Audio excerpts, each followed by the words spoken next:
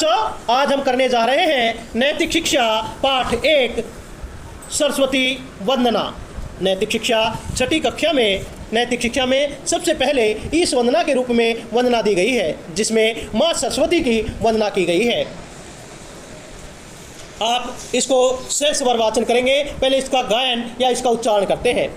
सभी बच्चे इसको लयबद्ध तरीके से कंठस्थ भी करेंगे। शुभ्र वस्त्र शांत रूप नैनन में ज्ञान दृष्टि, देवी हंस वाहिनी को हाथ जोड़ धाइए। चरण कमल साए हैं, आसन कमल का है, ब्रह्म ज्ञान दायिनी को शीश ये नवाइए। अब देखिए, इस प्रकार से हमने 4 पंक्तियों को लिया है, उसका गायन करते हैं। ये था स्वर वाचन। अब इसका गायन करते हैं। शुभ्र वस्त्र शांत रूप नैनन में ज्ञान दृष्टि, देवी हंस वाहिनी को हाथ जोड़ ध्याइए। श्री चरण कमल साए हैं, आसन कमल का है, ब्रह्म ज्ञान दायिनी को शीश ये नवाइए। प्रस्तुत पंक्तियों में माँ सरस्वती की वंदना की गई है, जिसमें कहा गया है कि हे मानव, उस सरस्वती माँ ने शुभ्र वस्त्र, माँ के जो वस्त्र है शुभ्र अर्थात एकदम सफ़ेद और स्वच्छ हैं। उनका स्वरूप जो है वह शांत है। उनके आँखों में ज्ञान की दृष्टि है।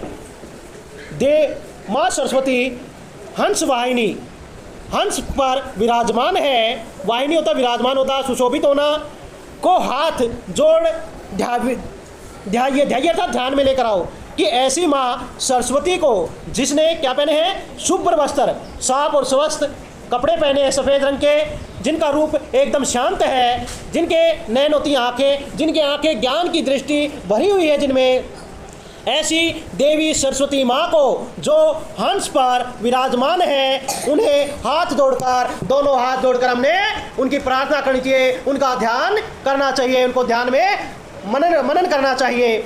श्री चरण कमल, श्री अर्थात शोभाशाली, उनके जो चरण हैं वो कमल रूपी हैं। वह कमल के समान कोमल चरणों वाली जो कमल पर विराजमान है, आसन अर्थात बैठी हुई है, अर्थात जो कमल पर ही विराजती हैं, ऐसी सरस्वती माँ की ब्रह्म ज्ञानदायिनी, ब्रह्म का ज्ञान देने वाली, ब्रह्म अर्थात ये सारी चराचर, ये भूमि पृथ्वी आकाश अर्थात सब प्रकार के ज्ञान को देने वाली माँ, जिसके पास इतना सब कुछ ज्ञान है, जो कहाँ पर विराजमान है, कमल पर विराजमान है, ऐसी माँ को हमें हाथ जोड़कर ध्यान करना चाहिए।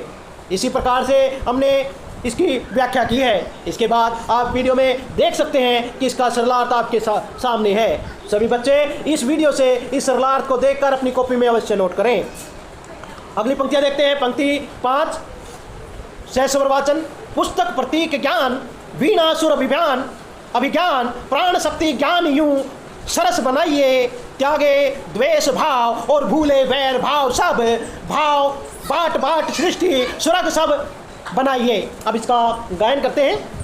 पुस्तक प्रतीक ज्ञान, वीणा सुर अभिमान, प्राण शक्ति ज्ञान की यूं सरस बनाइए। त्यागे द्वेष भाव और भूले वैव भाव, सब ज्ञान बाट बाट सृष्टि स्वर्ग सब समय बनाइए। इस प्रकार से सभी बच्चे इसका वाचन करें, गायन करें, इसे कंठस्थ करें। जब आपको इस प्रकार से माँ सरस्वती की असीम अनुकंपा भी आपको मिलेगी। इसे याद करें। माँ सरस्वती का गुणगान करते हुए आगे कवि कहता है, पुस्तक प्रतीक ज्ञान, उनके हाथों में ज्ञान की प्रतीक के रूप में पुस्तक विद्यमान है। उनके हाथों में सुरों का ज्ञान करवाने वाली, सुरों का ज्ञान देने वाली वीणा, अर्थात वीणा भी उनके हाथ में है, जो मानव को सुर और संगीत का ज्ञान देती है। जिस प्रकार से पुस्तकों से बुद्धि विकसित होती है, उसी प्रकार से ज्ञान से मन और मस्तिष्क शांत और शीतल और ज्ञानवान बनता है। प्राण शक्ति ज्ञान की यूं, इस प्रकार से हमारे मन में, शरीर में ज्ञान रूपी प्रकाश को इस प्रकार से भर देने वाली, सरस सहजता से हमें प्रदान करने वाली सरस्वती को हमें ध्यान करना चाहिए, उसकी पूजा उपासना करनी चाहिए। हे माँ सरस्वती, हम पर इस प्रकार से अपनी अनुकंपा कर, हमें इस प्रकार से हमारे ऊपर ध्यान कर, जिससे कि द्वेष भाव होता ईर्ष्या, एक दूसरे से जलने की भावना, द्वेष की भावना सब मिट जाए। और ये द्वेष की भावना सभी मानव इस प्रकार से भूल जाए। वैर भाव सब भूले, एक दूसरे से जो वैर भाव है, जो दुष्टता है, कपटता है, वो हमारे अंदर से चली जाए। हम एक दूसरे से ना जले, ना ईर्ष्या करें, ना वैर भाव रखें, ना एक दूसरे की शिकायत करें। बच्चों में वैर भाव की भावना भरी रहती है, वे मिनट मिनट पर एक दूसरे के पास वैर भाव, एक दूसरे के पास शिकायत करते चले जाते हैं।